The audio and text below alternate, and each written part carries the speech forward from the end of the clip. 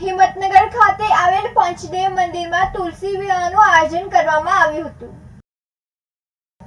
પરમ કૃપાળુ શ્રી પંચદેવો એટલે પંચદેવની અસીમ કૃપાથી અને શુભ પ્રેરણાથી અંતકરણમાં વહેતું ભક્તિનું જળનું સૌને સતત પ્રવલિત કરતું રહે તેવા શુભ આશયથી સંવત 2080ના કારતક સુદ 11ની ગુરુવાર તારીખ 23/11/2023ના શુભ દિને શ્રી તુલસી વિવાહનું આયોજન કરવામાં આવ્યું હતું।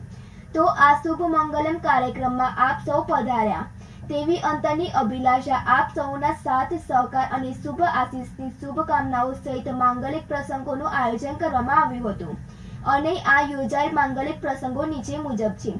સૌ પ્રથમ ગણેશ સ્થાપના, જેમાં ગણેશજીની સ્થાપના બપોરે 2 કલાકે કરવામાં આવી હતી। ગ્રહ શાંતિ બપોરે 3 કલાકે, મામેરું સાંજે 6 કલાકે, વરઘોડો સાંજે 6 કલાકે 218 શિલ્પ બંગલોસ બેરના રોડથી નીકળવામાં આવ્યો હતો। ત્યારબાદ હસ્તમેળાપનું ખૂબ સુંદર આયોજન કરવામાં આવ્યું હતું, જેનો સમય રાત્રે 8:30 કલાકે હતો। અંતમાં કન્યા વિદાય રાત્રે 10:30 કલાકે રાખવામાં આવી હતી અને યોજાયેલ શુભ પ્રસંગમાં યજમાનશ્રીઓના નામ આ પ્રમાણે છે। શ્રી લાલાજીના યજમાન સેજલબેન તથા ઉમેશભાઈ ચીનુભાઈ અમીન, સાબરકાંઠા બેંક સોસાયટી। શ્રી તુલસી માતાના યજમાન દર્શનાબેન તથા કેતનકુમાર શાંતિલાલ પટેલ, ગોલ્ડન પાર્ક, મામેરું। ગંગા સ્વરૂપ નલિનીબેન સતીશકુમાર સોની, મંથનભાઈ તથા હિરેનભાઈ સોની, 218 શિલ્પ બંગલો બેરના રોડ અને બિંદેશ માંડલિયા સાથે તનિષા પરમાર, સિટી ન્યૂઝ, હિંમતનગર।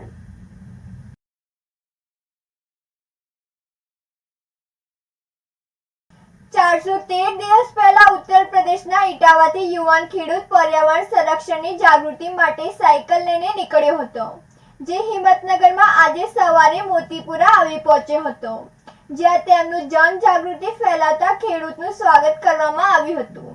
તો વહીવટી તંત્ર દ્વારા પણ વ્યવસ્થા કરવામાં આવી હતી। સાબરકાંઠાથી અરવલ્લીના મોડાસા જવા રવાના થયા હતા।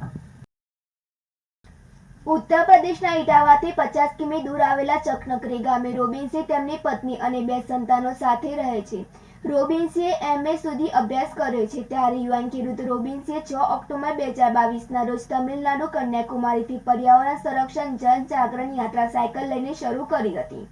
આજે 413 દિવસમાં 24,000 કિમીની યાત્રા પૂર્ણ કરીને 21 રાજ્યોમાં 400 જિલ્લાઓ સાયકલ પર ફરીને હિંમતનગર આવી પહોંચ્યા હતા, જ્યાં મોતીપુરા ખાતે સાબરકાંઠા વહીવટી તંત્રના અને વન વિભાગ એમ 2 કર્મચારીઓએ તેમનું તંત્ર વતીથી સ્વાગત કરીને તેમની રહેવા માટેની વ્યવસ્થા સુધી દોરી લાવ્યા હતા। રોબિન્સીએ પર્યાવરણીય સંરક્ષણ જાગૃતિ અભિયાન પર સાયકલ લઈને નીકળ્યા હતા। તમિલનાડુના કન્યાકુમારીથી સાયકલ લઈને 6 ઓક્ટોબર વર્ષ 2022 નીકળ્યા હતા। આજે 413 દિવસ થયા છે। આજે ગુજરાતના સાબરકાંઠા જિલ્લાના હિંમતનગરમાં આવતા અંદાજિત 24,000 કિમીની યાત્રા પૂર્ણ કરી છે। હિંમતનગરથી બપોર બાદ અરવલ્લી જિલ્લાના મોડાસા જશે, ત્યારે અંદાજિત 1.5 વર્ષથી વધુ સમય આ યાત્રા પૂર્ણ થશે। આ યાત્રા મધ્યપ્રદેશના ભોપાલે સમાપન થશે।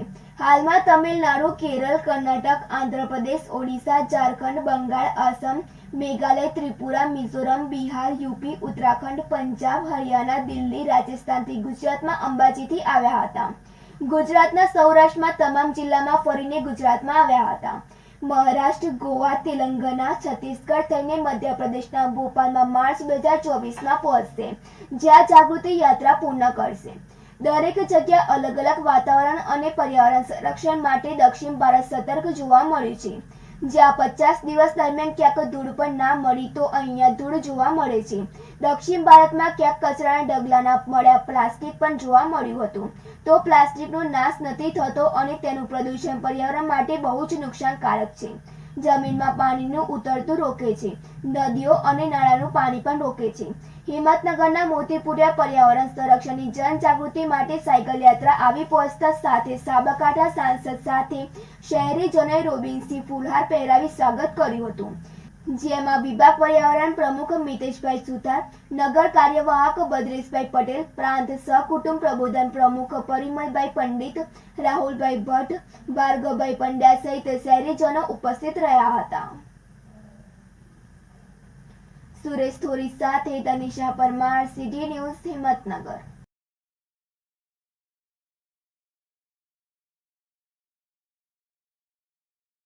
मैं रॉबिन सिंह इटावा उत्तर प्रदेश से हूँ।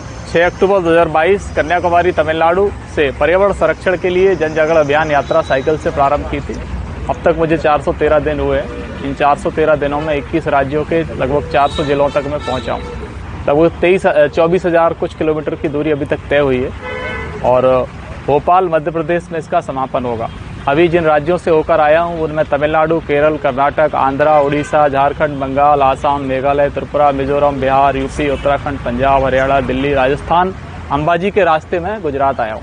गुजरात के सौराष्ट्र को पूरा हर जिले जा कर के अब मैं रियल गुजरात में आया हूँ, जिसे गुजरात के नाम से जानते हैं। सौराष्ट्र और गुजरात दो भागों में इसको बांटते हैं यहाँ। तो अब यहाँ से फिर मैं महाराष्ट्र, गोवा, तेलंगाना, छत्तीसगढ़ होते हुए मध्य प्रदेश, भोपाल में अपनी यात्रा का 2024 में मार्च तक पूरा विराम करूँगा। पर्यावरण के निकले हो तो पर्यावरण के लिए क्या देखा आपने, क्या महसूस किया और क्या संदेशा देते हो?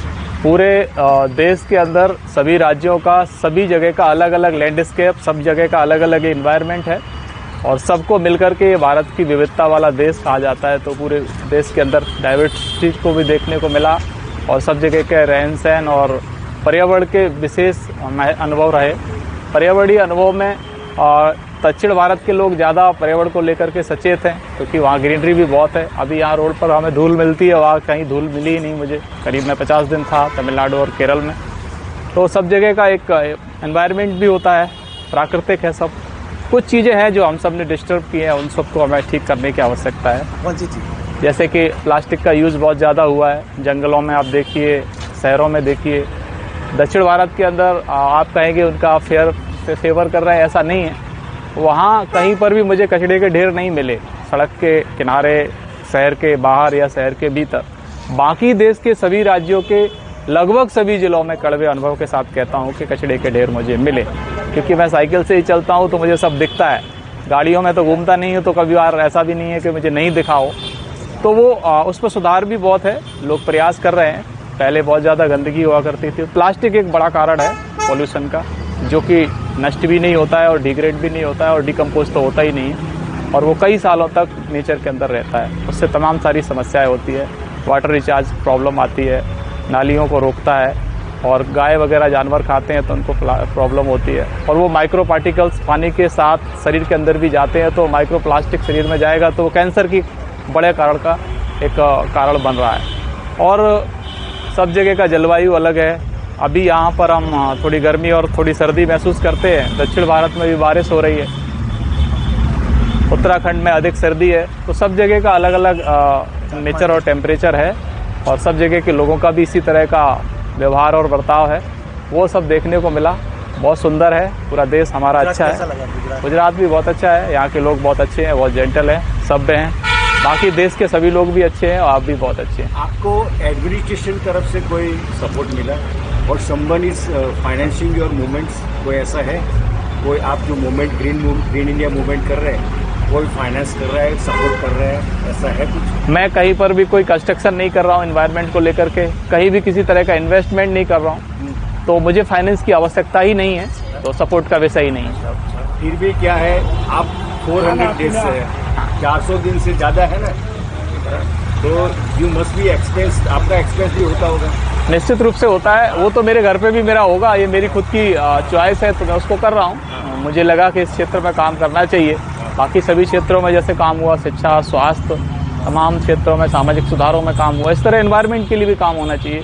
तो 500 के आसपास मैंने दिन उसके लिए निकाले हैं, अपने खुद के परिवार के साथ के जीवन से और व्यक्तिगत जीवन से। आपसे कोई सपोर्ट नहीं मिलता? एडमिनिस्ट्रेशन से मुझे व्यवस्था मिलती है, वो सारी सुरक्षा मुझे उपलब्ध कराते हैं। जहाँ मुझे लगता है मैं उनको पहले से मेल ड्रॉप करता हूँ तो मेरी हेल्प करते हैं, वो भोजन कराते हैं और ये मेरी जो बेसिक नीड्स हैं वो सब लोग मिल करके करते हैं। वो बहुत ज़्यादा बर्डन वाला नहीं है, वो तो मैं भोजन तो अपने आप भी कर सकता हूँ, लेकिन सुगम रहे इसलिए वो सब व्यवस्था रहती है। मुझे भी अच्छा लगता है, उन्हें भी अच्छा लगता है और एक मैसेज लोगों तक जाता है इस माध्यम से।